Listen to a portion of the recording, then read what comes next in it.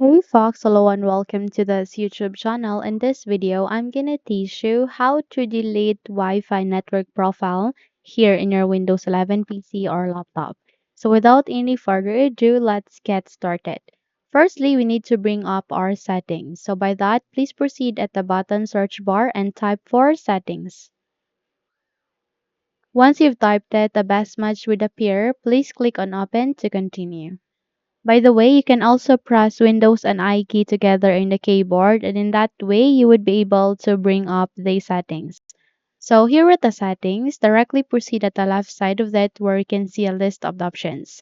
And since the main goal of this video is to delete Wi-Fi network profile, then by that we need to navigate with this option called network and internet. So click on it.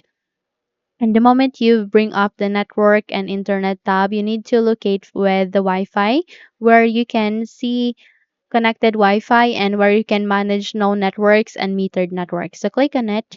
And the moment you do that, you would be able to see an option like this. Please proceed with manage no networks where you can add, remove, and edit networks. So click on it. And the moment you've clicked on it, you would be able to see all of the list of network Wi-Fi that you are connecting to. Now, in order to delete or remove the Wi-Fi profile, aligning to what you can see there, an option called forget, click on it. And the moment you do that, it will be removed automatically here in your Windows 11 PC or laptop. Click on forget. Just forget those Wi-Fi that you want to remove here in your Windows PC or laptop. Okay? Now, once you are satisfied with the removing of those specific Wi-Fi profile, then you can now close the window and you're good to go. Okay? So those are the steps on how to remove the Wi-Fi profile here in your Windows 11 PC or laptop. If those steps help you a lot, then don't forget to subscribe.